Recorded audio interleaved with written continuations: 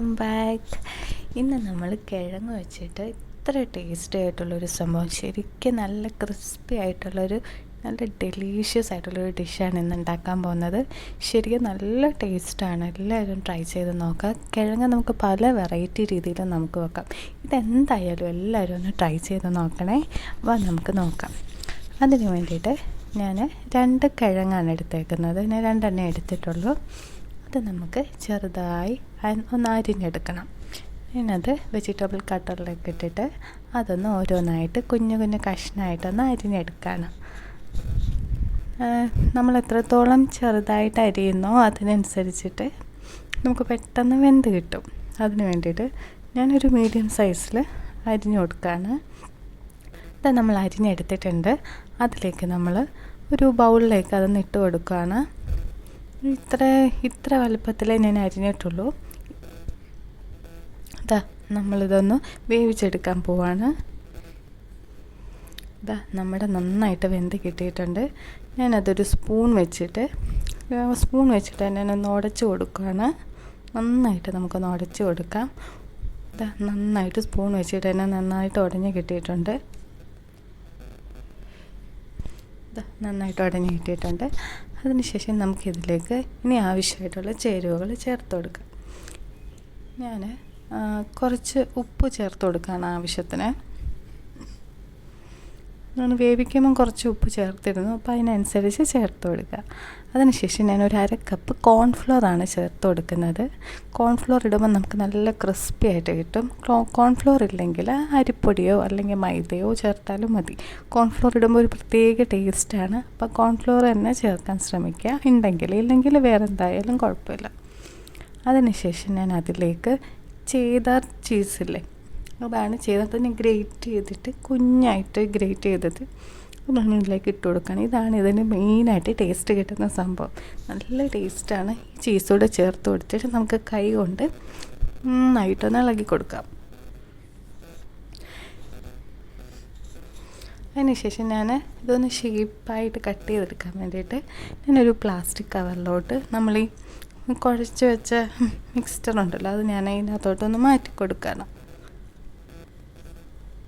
അങ്ങനെ ഞാൻ ഓരോന്നായിട്ട് ഇട്ട് കൊടുത്തിട്ടുണ്ട്. എന്നിട്ട് നമുക്ക് എല്ലാം ആ മിക്സ്ചർ മൊത്തം ഞാൻ ഇട്ട് കൊടുത്തിട്ടുണ്ട്. എന്നിട്ട് അതിലേക്ക് നമ്മൾ കൈ കൊണ്ട് തന്നെ ജസ്റ്റ് ഒന്ന് പ്രസ് ചെയ്തിട്ട് ഒന്ന് നന്നായിട്ട് ഷേപ്പാക്കി കൊടുക്കാം. കൈ കൊണ്ട് തന്നെ നമുക്കൊന്നൊന്ന് പരത്തി കൊടുക്കാം. എന്നിട്ട് ഒരു സ്പൂണിൻ്റെ ഒരു ഇത് വെച്ചിട്ട് നമ്മൾ സൈഡെല്ലാം കറക്റ്റ് ചെയ്ത് കൊടുക്കണം.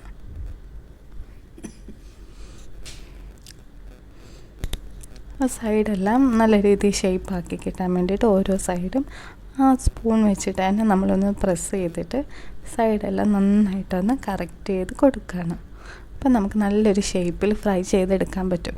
എല്ലാവരും ട്രൈ ചെയ്ത് നോക്കണേ. നല്ല ടേസ്റ്റാണിത്. കുട്ടികൾക്കൊക്കെ വളരെ ഇഷ്ടപ്പെടും. നമ്മൾ ഈ ഫ്രഞ്ച് ഫ്രൈസൊക്കെ കഴിക്കുന്നതിൻ്റെ വേറൊരു രൂപമാണിത്. നല്ല ടേസ്റ്റാണ്. എല്ലാവരും ട്രൈ ചെയ്ത് നോക്കണേ. ഇതെല്ലാം നന്നായിട്ട് ഷേപ്പാക്കി എടുത്തിട്ടുണ്ട്. എന്നിട്ട് ഞാനൊരു സിസർ വെച്ചിട്ട് 2 സൈഡും ഒന്ന് കട്ട് ചെയ്തെടുക്കുകയാണ്. കാരണം നമുക്ക് ഇത് വെച്ചിട്ട് കട്ട് ചെയ്യാൻ പറ്റില്ലല്ലോ. അപ്പം ഞാൻ ആ ഒരു പ്ലാസ്റ്റിക് ഞാൻ കട്ട് ചെയ്ത് കളയാണ്. അതിനുശേഷം നമുക്ക് ആ മിക്സ്ചർ നമുക്ക് നല്ല ഷേപ്പിൽ കട്ട് ചെയ്തെടുക്കാം. ഞാൻ കട്ട് ചെയ്തെടുത്തിട്ടുണ്ട്. നന്നായിട്ട് കിട്ടിയിട്ടുണ്ട്. ഞാൻ എന്നിട്ട് നൈഫ് വെച്ചിട്ട് നന്നായിട്ടൊന്ന് കട്ട് ചെയ്തെടുക്കുവാണ്. ഞാൻ സൈഡെല്ലാം ഒന്ന് കട്ട് ചെയ്ത് കളയാണേ. അതായത് പെർഫെക്റ്റായിട്ട് നമുക്കൊരു ഷേപ്പ് കിട്ടാൻ വേണ്ടിയിട്ട് സൈഡ് ഭാഗം എല്ലാം കട്ട് ചെയ്ത് നല്ല പെർഫെക്റ്റായിട്ട് കിട്ടിയിട്ടുണ്ട്. അങ്ങനെ സൈഡ് ഭാഗം ഞാൻ കട്ട് ചെയ്ത് കളഞ്ഞു. ഇനി നമുക്ക് ആ ഒരു സെയിം സൈസിൽ തന്നെ അങ്ങനെ നമ്മൾ സ്ക്വയർ കുറച്ച് നീളത്തിൽ ഒന്ന് കട്ട് ചെയ്തെടുക്കാം.